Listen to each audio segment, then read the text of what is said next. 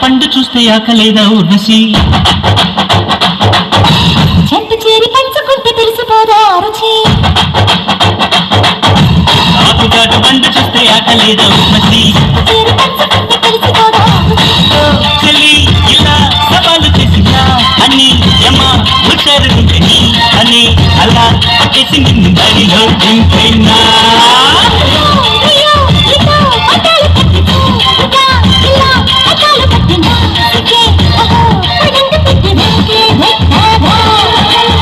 ముక్కలాంటి బుగ్గ ఎంత తీపో బొట్టు కింది చీర గట్టి ఎంత సోకో